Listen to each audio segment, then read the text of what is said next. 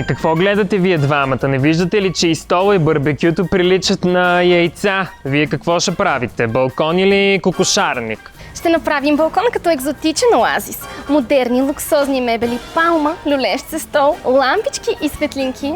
Ще го направим професионално. С професионално барбекю. С капак. Ама разбира се! Люлееш се стол до електрическа скара. Направо вземете, потопете скарата в басейн. Че жега. Тук в Бриколаж един басейн не можаха да напълнят като хората. Ама Пинтерест изглежда добре и има място за всичко. Ето те хората са го измислили. Гледай. Красота, светлина, ще ми казват тия глупости. Пинтерест мило, не живее в панел, не яде кюфтета и не взима размери. Ох, ама Тони и тия дни мерки не взе като хората. Ето, аз да не съм вчерашна. Ето. Идеално. Ама то пък твоите мерки не че щяха да помогнат. Тя сега Меги ще се сети, че иска и шадраван в центъра. Меги, моето момиче. Това твоето е балкон. Вярно, голяма балкона, не парка на тюлери. Мило, виж тази възглавничка колко е сладка. Много ще ни отива на новата гарнитура. Дали на тази скара кюфтета ще хванат хрупкава коричка? Тони, тоненце, виж сега.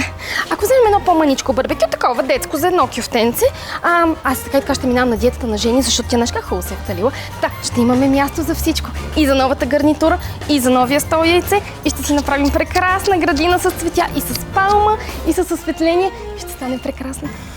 Ами, добре, нека да видим как ще дойдат нещата, миличко. Няма проблеми. Марче, сестро, аз ти казах от самото начало, че този брак няма да го бъде дълго, ма кой да ме слуша мене? То тая жена само претенции има, а нищо не разбира. Ще ми слага цветя върху плочки, ма то нищо няма да хване, мамила, как не го разбра това нещо? И връзката ще ти завехне така. Един балкон, три мнения. Време е да се намеси Мусил Бриколаж.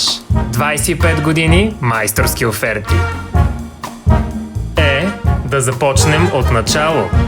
Първо измерваме точната площ на балкона.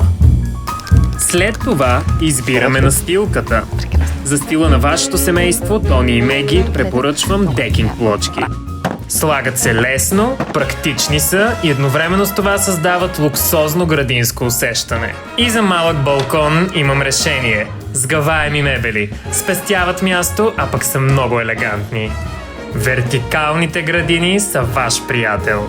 Ако ви мързи да поливате редовно, този пистолет със 7 струи ще ви спаси брака или ще го гръмне. Горе ръцете.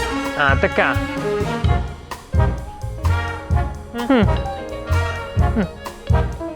Не сме забравили барбекюто, Тони. На балкон, само газово, без дим, без оплаквания от съседите и леля гинче. И за какво взехме тая куха лейка? Ние си имаме. Добавете лампички, възглавнички, декорация по вкуса на Меги и вече имате готов мини оазис в града. Наслаждавайте му се! Ето, ако не бях аз, нищо нямаше да стане.